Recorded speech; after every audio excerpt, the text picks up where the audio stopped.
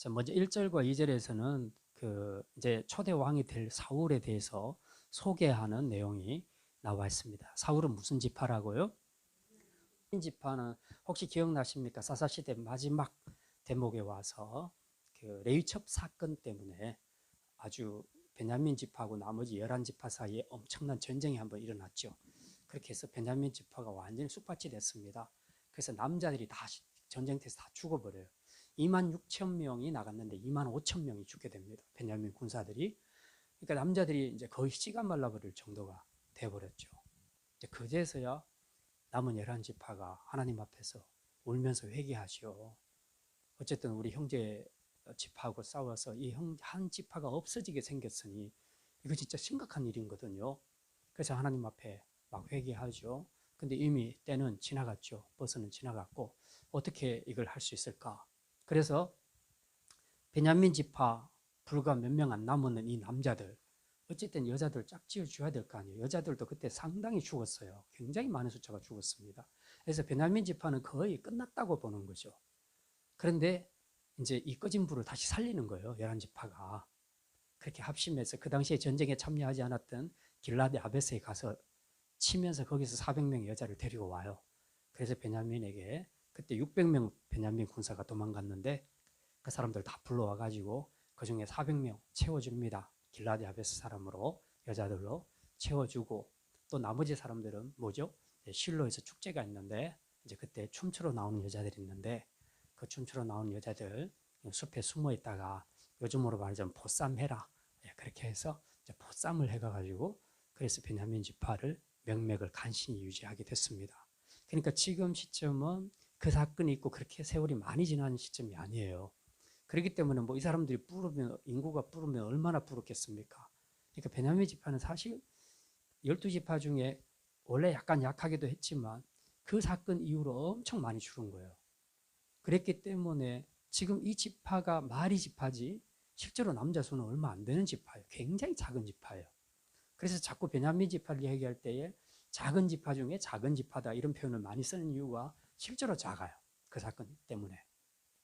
그런데 하나님이 이 12지파 중에 이 기라성 같은 지파들이 굉장히 많은데 그 중에서 베냐민 지파에서 찍었다는 거죠. 초대 왕으로 사울을 하나님께서 점지하셨다는 겁니다. 이게 상당히 의미가 있는 이야기죠. 자, 베냐민 지파에 기스라 이름하는 유력한 사람이 있으니 유력하다 하는 말은 요즘으로 말하자면 뭐 유지 뭐 이렇게 해석하면 훨씬 이해가 쉽겠습니다. 가문도 괜찮고 사는 것도 괜찮고 그것도 명성도 있고 사람들에게 존경도 받고 이런 사람을 유력하다. 성경에서는 이렇게 표현을 많이 합니다. 자, 이 기스가 사울의 아버지예요. 자, 2절에 보면 기스에게 아들이 있으니 그의 아들은 사울이라 충수한 소년이라. 이 번역이 좀 더 정확했으면 좋겠는데 사실은 소년이 아니고 청년이에요. 청년.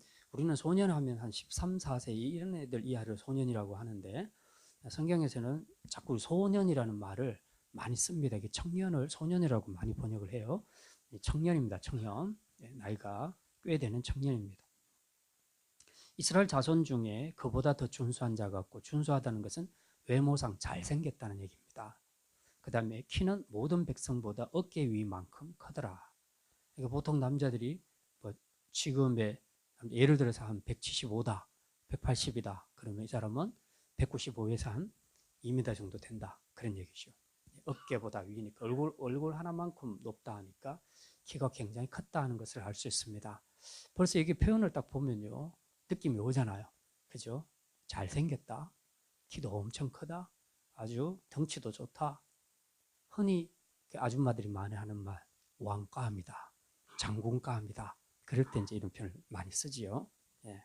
어쨌든 요 구절도 다 의미가 있어요. 나중에 보면 사무엘이 이게 사람 보는 눈이 조금 약한 게 있는 것 같아요. 다윗 때도 그랬는데 사울을 뽑을 때도 그랬어요. 사울을 세울 때 백성들 앞에 그랬어요. 한 봐라 얼마나 준수하냐. 이스라엘에 이 사람하고 짝할 만한 사람이 없다. 그렇게 표현하거든요. 사무엘이 외모 보는 데 있어서는 영적으로 조금 떨어지는 것 같아요. 네.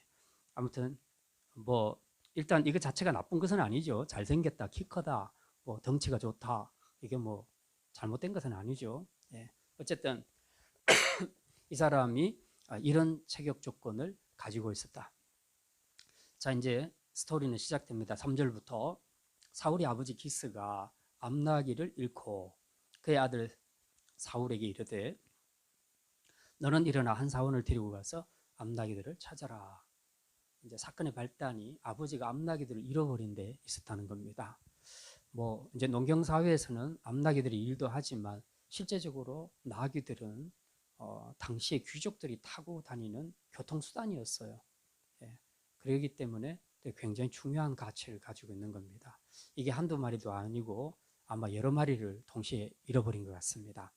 가끔씩은 이런 짐승들을 분실하는 경우들이 이제 있기는 있는데 이제 아버지가 해필이면 이걸 잃어버렸어요. 그래서 이제 아들에게 말하죠. 너 사원을 하나 데리고 가서 내가 잃어버린 암나기를 찾아오너라. 그랬죠. 그래서 4절에 보면 그 사원을 데리고 사울이 돌아다닙니다. 에브라임 산지와 살리사 땅으로 그리고 살림 땅으로 두루 다녀 보았으나 그곳에도 없었고 베냐민 사람의 땅으로 두루 다녀 보았으나 찾지 못하더라. 5절 그들이 숲 땅에 이른 때에. 자, 지금 그런 이야기입니다.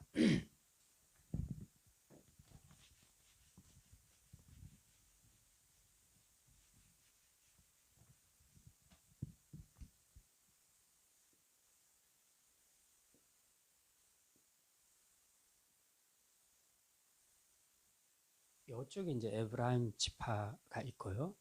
바로 밑에 샌드위치처럼 끼어 있는 것이 베냐민 지파예요. 이거 에브라임. 혹시 지지난주인가 제가 잠깐 설명드렸는데 그 사무엘이 사역을 했던 활동 중심지 말씀드렸죠.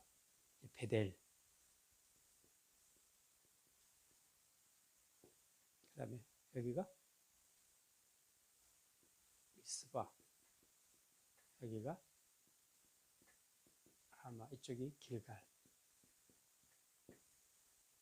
여기가 기브아. 여기가 기럇 이아림.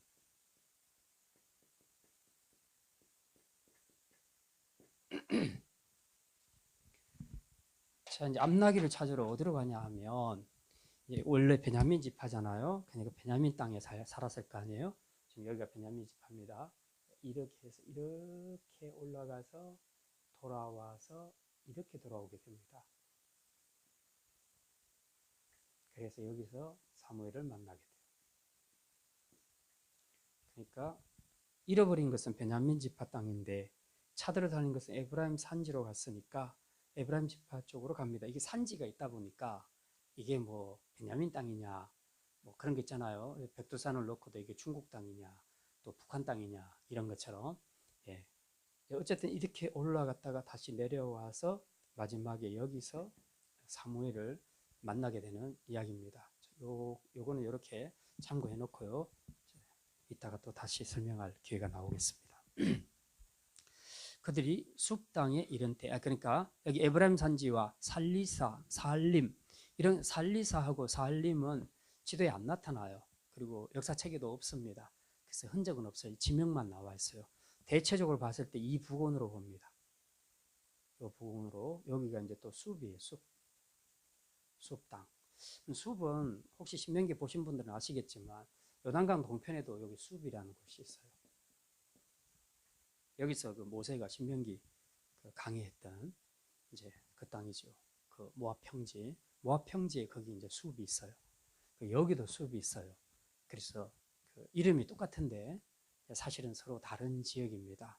지금 숲 땅에 왔다는 것은 라마 땅 가까이에 왔다. 그런 이야기입니다. 지금. 자, 이것부터 이제 사건이 전개됩니다. 숲 땅에 이른 때에 사울이 함께 가던 사원에게 이르되 돌아가자. 내 아버지께서 암나기 생각은 고사하고 우리를 위하여 걱정하실까 두려워하노라. 사울이 생각을 해보니까 며칠간 이렇게 돌아다녔는데 지금 암나기도 못 찾았지만 이러다가 우리 아버지가 너무 걱정하겠다 우리 때문에. 그래서 암나기는 냅두고 그냥 돌아가자. 이제 그렇게 얘기하죠. 그렇게 했더니 사원이 말합니다. 6절에 보소서 이 성읍에 하나님의 사람이 있는데 존경을 받는 사람이라 그가 말한 것은 다 응하나니 그리로 가사이다. 그가 혹 우리가 갈 길을 가르쳐 줄까 하나이다. 하나님의 사람이 이제 그 당시에는 뭐 선견자, 선지자 이렇게 말을 했는데요. 존경을 받는 사람이 하나 있다. 이 사람이 소문을 들어서 그걸 아는 겁니다. 그리고 그가 말한 것은 다 응하더라. 이제 우리가 그 선지자를 이야기할 때 참 선지자냐, 거짓 선지자냐,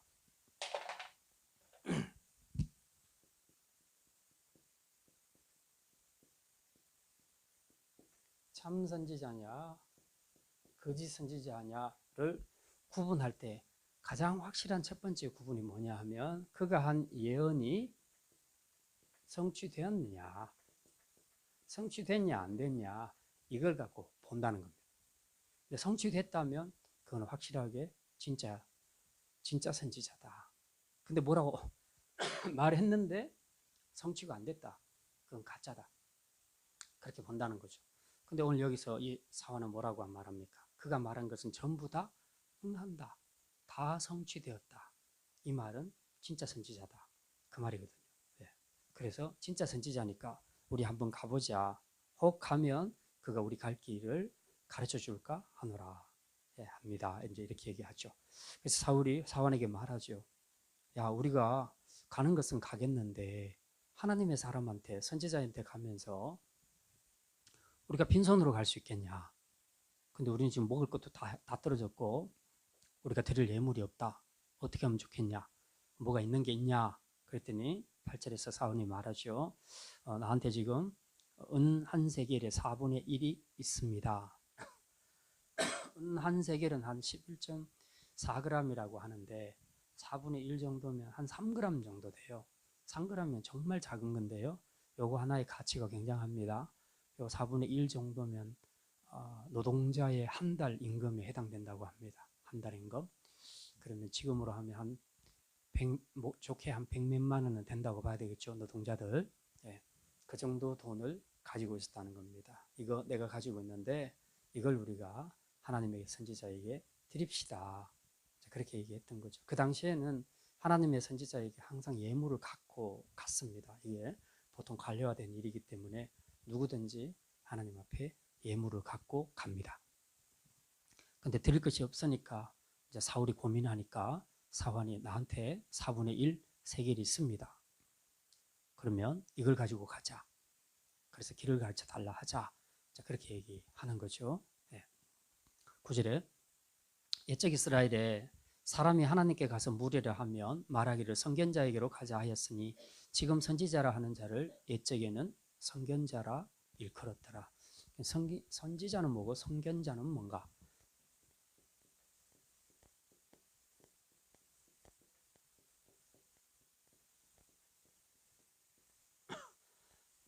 이건 이제 히브리 발음으로 로에라고 그렇게 말하는데 꿈이나 환상 이런 것들을 통해서 이런 것들을 보면서 하나님의 계시를 받는 사람을 말합니다. 계시 받는 자. 꿈이나 환상을 본다는 거죠. 선, 견, 볼견자. 네. 그래서 미리 본다는 거죠. 미리 보는 사람, 뭘? 꿈이나 환상을 통해서 환상을 보면서 거기서 하나님의 계시를 받는 사람, 이걸 선견자라고 이제 용어를 이렇게 씁니다. 선지자라는 것은 나비라고 얘기하는데 날아간 나비가 아니고요. 히브리어 발음입니다. 나비라고 말하는데 이거는 하나님의 뜻을 선포하는 자.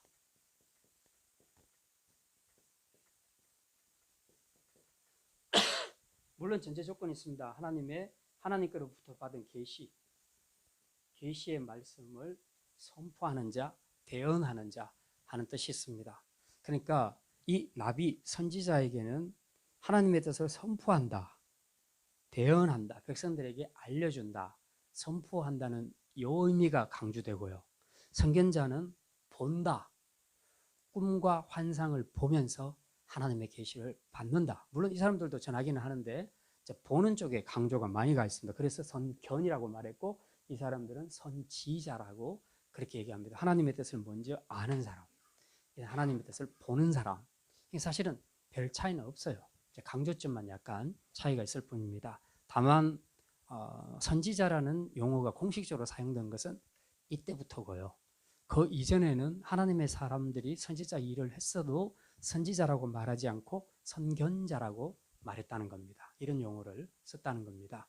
그러니까 약간 비공식적으로 그렇게 썼고 어느 시점에 이르면서 사무엘 이후로부터는 하나님이 정식으로 선지자라는 호칭을 붙여서 하나님의 뜻을 대언하도록 하셨다는 이런 차이가 있습니다.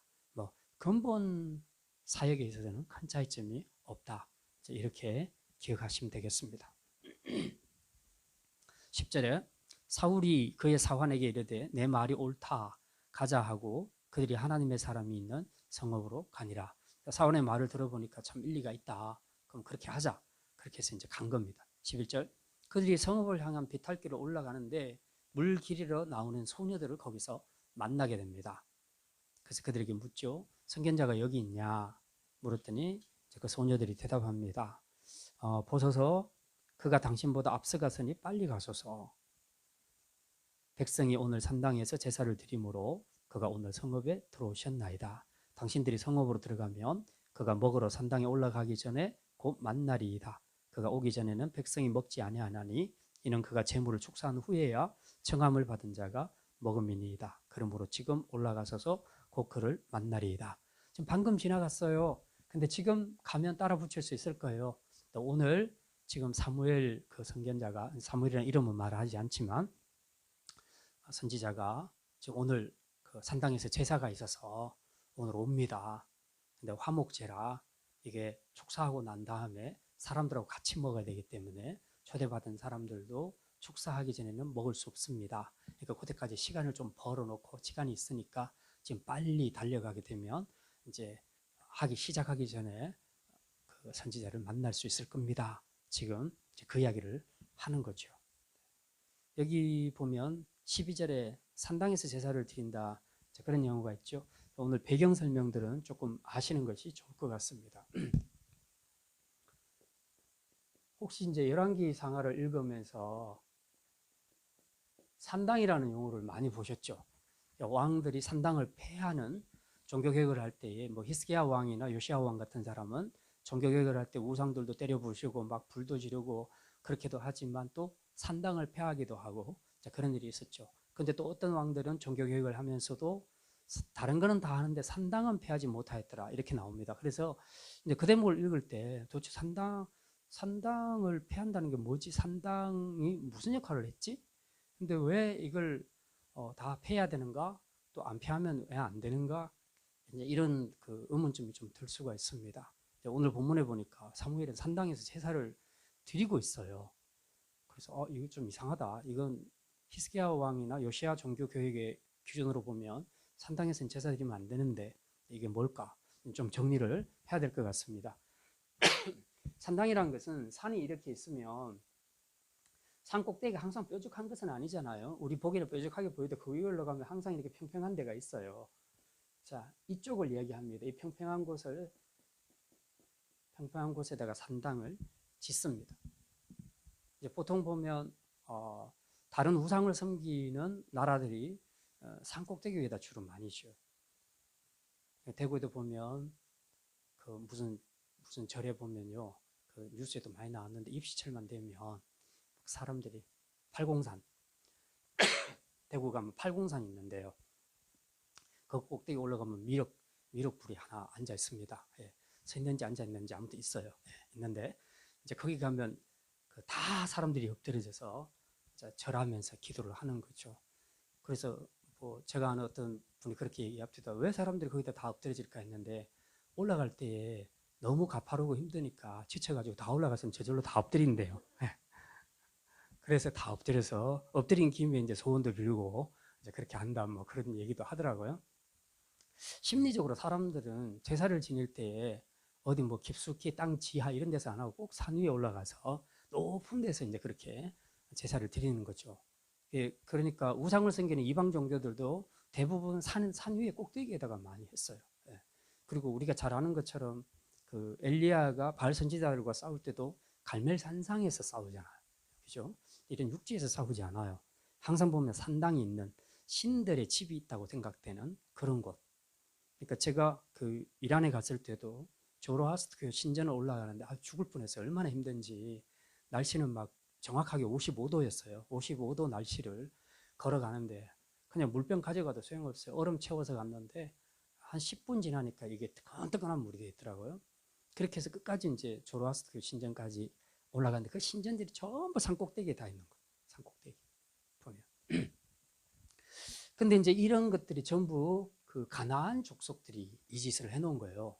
산 위에다가 산당을 만들어 놓은 거예요.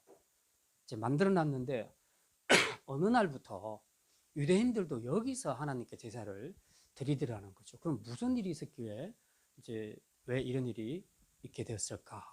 이제 우리가 아는 것처럼 하나님 앞에 드리는 제사는 어디서 드리게 돼 있죠? 네?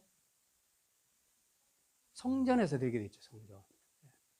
성전 제사 아니에요. 성전 제사. 그 성전에는 뭐가 있습니까? 하나님의 법궤가 있어요. 하나님의 궤가 있습니다.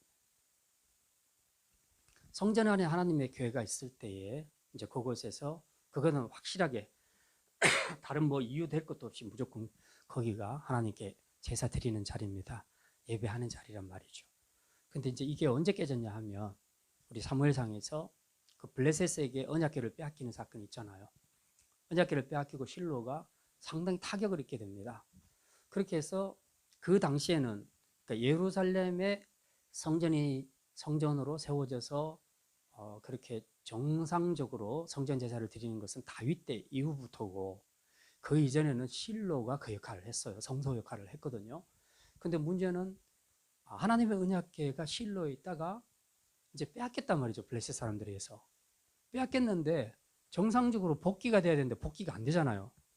아시죠? 돌아가는 사건. 예, 블레셋 사람들에서 돌아가다가 사람들이 막 죽고 이제 그렇게 하다 보니까 무서워서 안 가지고 오죠. 그러니까 누구 집에 가게 됩니까? 그게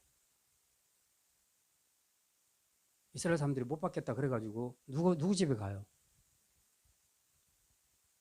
아비나답의 집으로 가죠. 기랏 야림에 있는 아비나답의 집으로 가죠. 네. 나중에 다윗이 이제 찾으러 오는데 그때도 한번 한바탕 사건이 일어나잖아요. 예. 이게 참 하나님의 언약궤를 함부로 갖고 올 일은 아닌데 어쨌든 지금 제가 말씀드린 핵심은 뭐냐 하면 하나님의 언약궤와 성전은 같이 있어야 돼요. 왜냐하면 성전 안에 지성소 안에 하나님의 언약궤가 위치하게 돼 있거든요. 근데 언약궤는 따로 가버린 거예요. 지금 기럇 야림으로. 그리고 성소는 지금 실로가 정상적으로 제 기능을 할 수 없을 정도가 됐어요. 근데 이제 이게 하나님의 선지자든 누구든 제사를 드리고 예배를 드려야 되는데 없는 거야. 언약궤는 딴 데가 있고 성소도 지금 실로가 제 기능을 잘 못하고 있고 그러니까 불가피하게 선택한 것이 산당이었다는 거예요. 그래서 산당에 올라가서 하나님 앞에 제사를 드렸다는 거예요. 그러니까 이거는 임시 방편적으로 됐던 거예요. 근데 이제 나중에 다윗 때 이 모든 것이 다 정착되잖아요. 성전도 세워지고 또 하나님의 언약궤도 들어오게 되고 그래서 자리를 안치하면서부터 그때부터는 엄청 강조합니다. 산당 전부 다 폐해라. 산당 다 폐하고 오직 예루살렘 성전에서만 제사를 드려야 된다. 이걸 그렇게 강조했던 거예요. 그런데도 이 말을 잘 안 듣고 막 여기저기서 산당에서 하나님 앞에 제사 드리면서도 산당에서 드렸다고요. 그러니까 많은 왕들이 개혁할 때마다 그걸 철폐하려고 했는데 너무 오랫동안 산당에서 제사를 드려왔기 때문에 그걸 못 바꾸는 거예요. 우리나라도 왜 원래 신정 부정 갖고 막 굉장히 알력이 심하다가 신정으로 한번 세게 나갔잖아요. 정부에서. 그런데 나중에 안 되잖아요. 민심을 거스를 수 없어요. 예. 구정 오랫동안 지켜왔던 이 구정을 폐할 수가 없어서 지금은 그냥 다시 구정으로 돌아가고 신정은 형식적으로 그냥 남겨둔 거죠. 이제 그것처럼 그만큼 산당을 폐하기가 되게 어려웠다는 겁니다. 그런데도 히스기야나 요시야 왕 같은 사람들은 산당을 폐하는 이런 이제 대단히 그 종교 개혁을 하는 그런 부분들이 있었죠. 어쨌든 시점은 다윗 이후로 하나님의 교회와 성전이 그 제자리 짝을 맞추는 그 순간부터는 이제 어떤 산당 제사도 용인되지 않는다 하는 것을 이제 염두에 두고 종교 개혁도 다 이런 관점에서 됐을 거라 여러분이 이제 그렇게 이해하시면 되겠습니다. 자, 그렇게 해서 자, 이제 이 물깃는 소녀들을 만나가지고, 결국 그 사람 말대로 이제 빨리 움직입니다. 이 두 사람이 움직일 때 14절에 보면 그들이 성읍으로 올라가서 그리로 들어갈 때에 사무엘이 마침 산당으로 올라가려고 마주 나오더라. 그래서 딱 마주친 거예요. 그래서 이 사람들의 상봉이 드디어 이루어지게 된 겁니다. 자, 이제 오늘 이야기는 이거고요.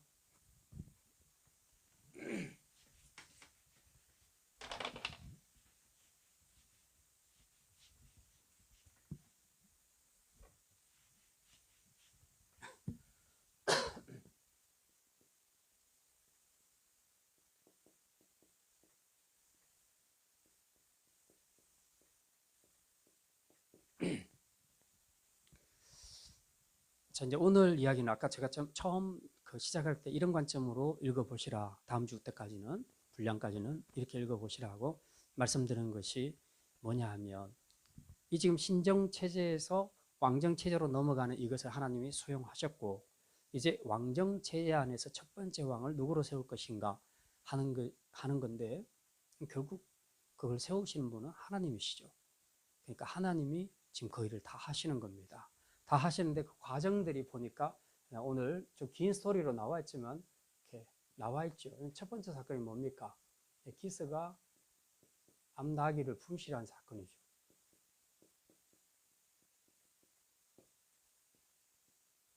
그 다음에 또 그 다음 사건이 뭐죠? 지금 이 사람들이 여기 보면 돌아가려고 할 때 사환이 권면하는 내용이 나옵니다. 그 다음에 물깃는 소녀들을 만나죠.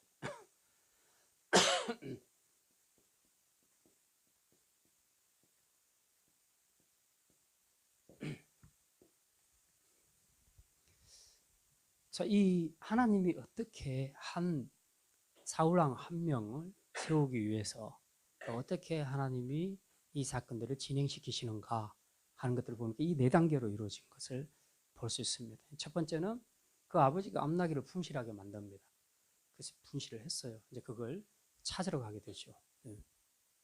그래서 사울이 찾으러 갑니다. 사울과 사환이 찾으러 가게 되죠. 그 다음에 시큰 돌다가 어디로 옵니까? 숲 땅에 왔을 때 돌아가자 합니다. 돌아가자 하는데 사환이 뭐라고 말합니까? 선지자 보고 가자. 선지자 만나기를 권면하죠. 그리고 그를 위해서 예물도 준비를 합니다. 그 다음에 갔더니 마침 올라가는데 물깃는 소녀를 만나죠. 이들을 통해서 정확한 정보를 얻게 됩니다.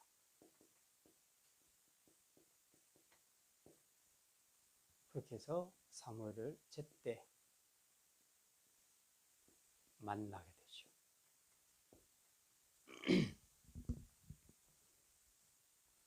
그냥 암나귀를 분실했는데 그냥 분실했는가 보다라고 생각을 할 수 있는데 결과적으로 쭉 읽어봤더니 하나님께서 사무엘과 만나게 하시려고 지금 그 아버지 암나귀를 분실하게 만든 거예요.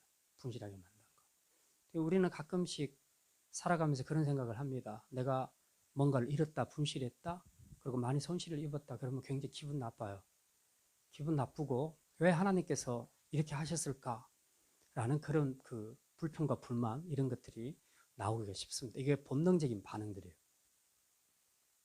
그런데 기스도 암나귀를 분실했으니까 많이 염려하고 걱정을 했겠죠. 그런데 결과적으로는 이 스토리가 뭘 위한 스토리였는가? 하나님이 초대왕을 세우기 위한 스토리의 시작이었다 하는 것을 우리가 알 수 있습니다. 우리도 몰라요, 사실은. 내가 우리 집안이 힘들어지고 또 내가 뭔가를 상실하고 분실하게 되고 잃어버리게 됐을 때 내가 느끼는 두려움, 공포, 불만이 있겠지만은 좀 더 지나놓고 보면 이 사건이 해석이 될 때가 있다는 거죠. 하나님이 당신의 뜻을 이루기 위해서 이것들을 충분히 도구로 사용하실 수 있다는 겁니다. 그 다음에 사환을 보게 되면 이 사울 같은 경우는 참 순종을 하죠. 아버지가 그렇게 하라니까 순종을 합니다. 자, 어쨌든 이제 며칠 동안 돌았는데 수업 땅으로 왔습니다. 여기가 수업인데요. 이렇게 돌아와서 이렇게 들어오게 되거든요. 사울은 아버지가 잃어버렸던 나귀를 찾으러 지금 에브라임 산지를 한 바퀴를 돌았는데, 근데 결과적으로 나중에 보니까 자기가 통치할 땅의 핵심부를 돈 거예요. 사울은. 그래서 결과적으로 이렇게 된 겁니다. 사람은 몰라요. 사람은 그냥 주어진 사건에 반응하면서 갈 뿐인데 그 전체를 엮어내시는 분은 하나님이시라. 그건 자기도 모르게 자기가 통치할 땅, 그 지역을 밟고 온 겁니다.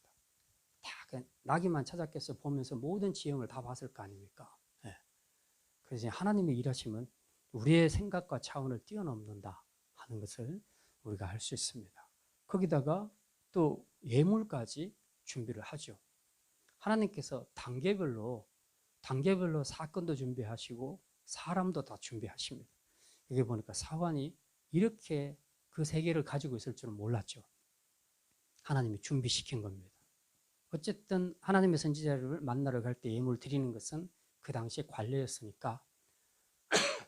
그런데 그거 없어서 못 간다 그럴 때에 갈 수 있다 라고 해서 자기 것을 내놓은 거 아닙니까? 하나님께서 이것까지 지금 다 여호와 일에 준비시키셨다 하는 것을 알 수가 있습니다. 그 다음에 올라갈 때 물깃는 소녀를 만나죠.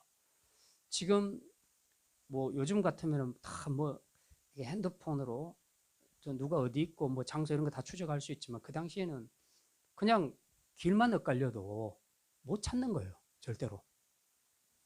그런데 이 물깃는 소녀를 만나서 정확한 정보를 주고 타이밍까지 제시를 해줍니다. 그렇게 해서 지금 빨리 가게 되면 이러이러하게 해서 만나게 될 것이다 하는 정보를 확실하게 얻게 되죠. 하나님이 적재적소에 이 여자들을, 이 소녀들을 배치를 시킵니다. 내려가도록, 물길로 내려가도록 만듭니다. 그렇게 해서 사울 일행과 만나게 하죠.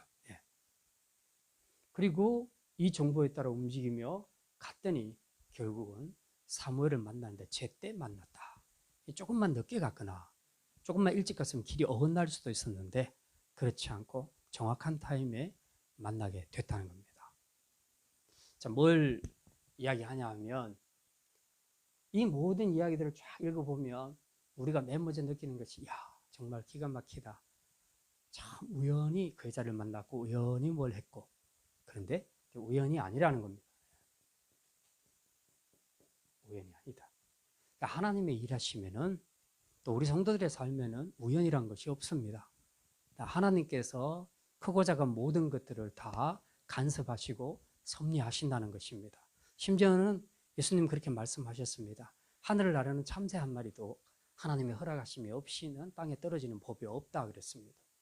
그렇다면 더더군다나 우리 사람, 하나님의 백성들이 어떤 일이 일어나는데 그 일이 그냥 우연히 일어날 수 있겠느냐. 재수 없어서, 재수 좋아서 그런 일이 일어나는가? 그게 아니라는 거죠. 하나님은 세상을 창조하시고 가만히 팔짱 끼고 구경만 하시는 분이 아니라 하나님은 일일이 모든 우리의 삶을 다 돌아보시고 필요할 때마다 직접 개입하셔서 하나님께서 그 일을 이루어 가십니다. 그래서 하나님의 섭리, 모든 것은 하나님의 섭리고 하나님의 주권입니다. 그래서 우리가 항상 뭐든지 우연이다, 뭐 재수가 좋았다, 재수가 없었다 이렇게 표현하는 것보다는 정말 이 사건의 흐름을 쫙 보면서 적재적소에 단계별로 하나님이 예비하신 사람, 예비하신 사건 이런 것들을 보면서 우리 삶에도 충분히 그럴 수 있겠다. 그런 믿음을 우리가 가지게 된다면 정말 하나님 앞에서 우리가 어떻게 살아야 될 것인가 하는 것들을 우리가 좀 충분히 생각을 할 수 있을 것입니다. 자, 오늘 본문에도 확실하게 그 이야기를 할 수 있는데요. 어쨌든 결론적으로는 범사에 하나님을 인정하라.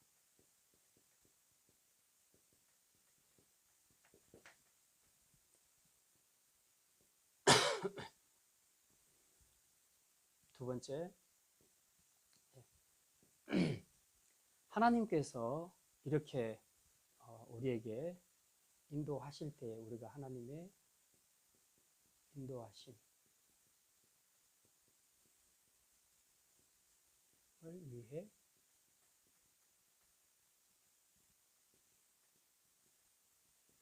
기도하라는 겁니다.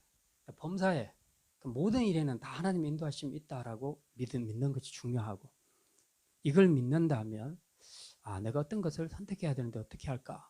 우리 인생은 다 선택의 과정이에요. 보면 뭐 아이들의 학교를 선택하는 것도 선택, 옷 하나 입는 것도 선택, 밥 먹을 때 밥 숟가락 먹으면서 반찬을 찝는 것도 선택이에요. 다. 이 선택이 다 이제 경제 행위입니다. 무엇이 이 타임에서 가장 좋을까? 그 만족도가 지금은 이 반찬 먹는 것이 최고야. 그럼 그걸 먼저 먹는 거죠. 옷 사입고 집 사고 모든 선택하는 거, 이게 다 자기를 위해서 하는 것인데, 이 모든 것들에 하나님의 인도하심이 확실하게 있다면 내 모든 선택들이 하나님의 뜻에 맞도록 해야 된다는 거죠. 그래서 우리는 내가 어떤 것을 선택하기 전에 내 생각대로 막 선택하지 말고, 하나님은 이 선택을 기뻐하실까? 하나님은 어떤 것을 선택하기를 원하실까? 그것을 기도하는 것이 중요하다는 겁니다. 어쨌든 만사의 모든 일에 범사에 하나님이 인도하시니까, 여기 보니까 다 우연처럼 보이는 스토리 가운데 결과적으로 봤더니 전부 완벽한 하나님의 세팅이었다. 적재적소의 단계별로 하나님께서 필요한 사람과 사건들을 다 예비시켜서 그렇게 진행하신 걸 보니까 이건 완벽한 하나님의 작품이었다는 거죠. 근데 사울은 몰랐죠. 그걸 전혀 몰랐습니다. 아버지가 그냥 가라 하니까 찾으러 나갔고, 돌다 보니까 자기가 통치할 땅을 밟았고, 결과적으로 그리고 하나님의 선지자에게 뭐 가져가야 할 그걸 바쳐야 된다고 생각했는데 없으니까 안 된다 했는데, 사환이 준비를 다 했고 돼 있었고, 가다 보니 소녀들을 만났고 정확한 정보 얻었고, 따라가다 보니까 결국 사무엘을 만난 거죠. 그리고 거기서 기름 부음을 받게 되잖아요. 우리는 모를 수 있다는 거예요. 그러니까 중요한 것은 그냥 그때그때 하나님의 인도하심을 따라 우리는 순종하며 가면 되는 거예요. 그냥 내가 모든 것을 다 알아야 되는 건 아니에요. 알면 좋겠지만 하나님이 많은 경우에 가려요. 다 가리십니다. 우리에게는 그냥 한 걸음 한 걸음 순종을 원하신다는 거죠. 순종하고 나가다 보면 어느덧 하나님의 멋진 작품이 만들어져 있습니다. 가끔씩 저는 이제 모자이크, 또 여자들 그 모자이크 같이 이렇게 뭐 뜨는 거 있잖아요. 이렇게 뒤로 뒤집으면 이렇게 딱 나와서 예쁘게 되고 쑥 뜨는 거, 그런 거 보면 모자이크 같은 것도 보면요, 진짜 애들 뭐 이게 끼워 맞추기도 마찬가지고 퍼즐 맞추기도 그러고, 처음 시작할 때 보면 참 황당해요. 저래 갖고 무슨 작품이 나오겠나 싶은데 시간이 한참 지나다 보면 막 끼워져 맞춥니다. 그거 나중에 딱 완성되고 나면 정말 멋진 작품들이 완성돼 있죠. 우리는 몰라요. 어떻게 될지를 몰라요. 우리 인생은 모자이크와 같은 거예요. 사울이 아무것도 모르고 그냥 순종했는데 결과적으로는 하나님의 작품이 된 거죠. 우리 인생도 마찬가지라는 거죠. 우리가 모든 것을 다 알아야 순종하는 것은 아니라는 겁니다.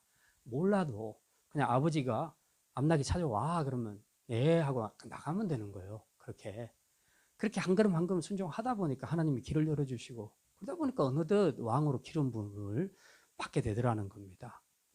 그래서 하나님은 정말 당신이 다 이루신다. 모든 것을 다 이루신다. 뭐 사울이 똑똑해서 무슨 예지력이 있어서가 아니고 하나님이 이걸 다 이루셨다. 그러니 우리가 할 수 있는 것은 이거다. 범사에 하나님을 인정하기, 그리고 하나님의 뜻을 깨닫기, 그걸 위해서 기도하면서 선택하는 것, 이게 중요하다는 것입니다. 자, 그 다음에 한 가지만 더 하고 마치겠습니다.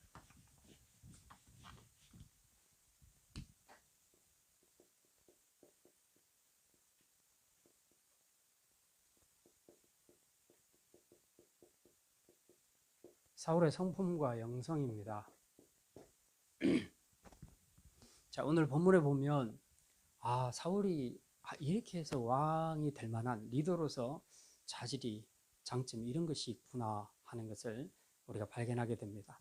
자기 아버지가 암나기를 잃었을 때에 어떻게 합니까? 가서 찾아오라 하니까 그냥 순종하죠. 순종합니다. 이거 별거 아닌 것 같은데 요즘 애들 입장에서 보면 대단한 겁니다. 뭐 엄마 아빠가 한마디 해가지고 한 번에 네 하고 순종하는 애를 찾아보기가 참 어렵죠. 굉장히 어렵습니다. 이런저런 이유를 많이 댑니다. 이래서 안 되고 저래서 안 되고 이래서 비효율적이고 저래서 비효율적이고 그러니 내가 원하는 때 내가 원하는 방식으로 하겠다 하는 것이 요즘 아이들의 특징이라고 본다면 사울은 정말 그냥 불평 한마디 없이 그냥 아버지가 말하는 대로 순종하는 겁니다. 그리고 신실하게 열심히 다 돌아다닐 때 다 돌아다녀서 찾는 거죠. 두 번째 보니까 효심이 참 대단합니다. 나중에 나귀들을 못 찾았을 때 어떤 생각을 합니까? 야, 나귀가 문제가 아니라 아버지가 걱정하시겠다. 우리 때문에 걱정하시겠다. 그럴 수 있죠. 뭐 찾으러 보냈는데 며칠 동안 안 와보세요. 부모가 그거 걱정하겠습니까? 자식 걱정하겠습니까? 자식 걱정하게 되죠. 근데 그것까지 다 생각했던 사람이라는 거죠. 이게 별거 아닌 것 같은데 그 부모에게 이 효를 다하는 모습입니다. 부모는 보이는 하나님이라고 그러죠. 보이는 하나님. 하나님이 안 보이시니까 우리에게 오계명을 주실 때에 부모에게 순종하라 그러면 그냥 자기 마음대로 할 수 있다는 거죠. 근데 하나님은 보이는 하나님으로 부모를 세워주신 겁니다. 그래서 하나님이 권위를 주신 거예요. 부모에게 권위를 입히신 거예요. 원래 내가 너를 키워야 되는 것이 맞는데 너희 부모에게 맡겼다. 그러니까 내 권위를 부모에게 이양한다 이거예요. 그러니 자식들은 부모를 대할 때에 보이는 하나님을 대하듯이 그렇게 하라는 거죠. 그래서 절대적인 순종이 필요한 겁니다. 이게 죄악을 행하게 하는 그런 일 외에는 우리가 부모에게 순종하는 것 이게 굉장히 중요합니다. 항상 성경에서 말하는 것은 이게 보이는 대상, 보이지 않는 대상, 이건 하나님이시고 이걸 구별하지 않는다는 겁니다. 신구약 성경 어디를 다 훑어봐도 하나님께는 잘하면서 사람에게는 못하는 거 이걸 믿음으로 보지 않는다는 겁니다. 하나님은 고르반 하나님께 드린 바 되었다. 그러니까 그 당시에 많은 사람들이 부모에게 효를 피하기 위해서 부모에게 용돈 드리고 부모를 부양하는 책임을 피하기 위해서 하나님께 드린다. 고르반 하나님께 드렸으니까 나 이제 부모 안 모셔도 돼. 부모에게 잘 안 해도 돼. 라고 이렇게 핑계거리를 사용했다는 겁니다. 뿐만 아니라 우리가 요한 1서, 2서, 3서를 보게 되면 뭐라고 말합니까? 보이지 않는 바 보이는 바 사람을 사랑하지 않는 사람이 보이지 않는 바 하나님을 사랑할 수 있겠느냐. 보이는 형제를 사랑하지 못하면서 안 보이는 하나님을 사랑한다? 라고 말하는 게 이게 말이 맞다고 생각하냐? 하나님이 이렇게 말씀하시는 거죠. 우리 믿음은 항상 하나님은 보이는 것과 보이지 않는 것을 일치시킵니다. 그러니까 정말 보이지 않는 하나님을 잘 섬기는 사람이라면 보이는 사람한테도 잘해야 된다는 거죠. 특히 하나님이 세우신 권위자들, 부모들에게. 그 다음 오늘 여기 보니까 세 번째, 이 선지자. 선지자에 갈 때 예물을 가져가야지. 사울이 그렇게 말하죠. 그 당시에 이런 것들이 관례화되어 있기도 했지만 말이 관례하지 실제적으로 그들의 마음이었어요. 하나님 앞에 나아갈 때는 선지자에게 예물을 드리고 가지고 간다. 이게 돼 있는 겁니다. 사실은 이 물질이라는 것이 우리의 믿음을 그대로 반영한다고 볼 수도 있어요. 그러니까 물질 있는 곳에 너희 마음이 있다. 그렇게 말하죠. 그 믿음은 되게 좋은데 절대 하나님 앞에 헌금을 할 수 없다. 그건 있을 수가 없는 일이라는 거죠. 그러니까 이 성경이 말하는 것들은 절대로 이원화시키지 않습니다. 물질과 마음을 분리시키지 않아요. 그러니까 루터가 그렇게 말했죠. 진정한 회개는 지갑의 회개에서 나온다. 지갑을 열지 않으면서 회개했다고 말할 수 있겠느냐. 그러죠. 예전에 어떤 사람 보니까 되게 믿음이 있는 것처럼 하고 본인이 나서서 막 앞에서 교회를 많이 하는데 보니까 몇 년간 11조를 안 하더라고요. 제가 놀랐어요. 깜짝 놀랐어요. 어떻게 그럴 수 있는가. 그럴 수 있더라고요. 보니까. 그래서 왜 그러냐. 그랬더니 부부가 서로 책임을 미루고 있는 거예요. 그 봐, 내가 하자 그랬잖아. 그러니까 아내가 뭐 그런다고 내 말만 당신이 들어. 그러면서 둘이 내 앞에서 막 싸우고 있더라고요. 둘이 싸우라고 한 게 아니고 나 그냥 물어봤는데 이제 무슨 말이냐 하면 믿음이 되게 있다는 사람들이 물질의 문제에 있어서 가장 기본적인 부분까지도 하지 않는 그런 부분들을 놓고 정말 믿음이 있다고 말할 수 있겠는가. 그러니까 모든 것들은 다 일원화되어 있어요. 믿음이라는 것은. 특히 우리 사람관계도 마찬가지예요. 특별히 우리 부모님들이나 또 위에 영적인 리더들을 대할 때 우리의 마음이 그런 겁니다. 정말 사울이 이 영적인 지도자에 대한 기본적인 그 영적인 태도가 있었다는 거죠. 그러니까 그것은 곧 하나님을 향한 그런 그의 신앙을 대변해 주는 것이거든요. 그래서 우리가 항상 부모 또 뭐 영적인 리더 아니면 일반적으로 우리 보이는 대상도 다 마찬가지고요. 우리의 믿음은 보이지 않는 하나님을 대하는 것과 보이는 그 사람을 대하는 것이 결코 이혼화 분리돼서는 안 된다는 거죠. 항상 같이 가야 된다는 겁니다. 진짜 하나님을 사랑한다면 우리가 부모도 공경하고 또 영적인 스승에도 공경하고 그렇게 하는 것이 맞다는 거죠. 이게 사울에게 있어서 이 가장 훌륭한 점 이거죠. 순종, 효심, 선지자를 향한 이런 섬김, 이 모든 것들이 공통점이 뭐였냐.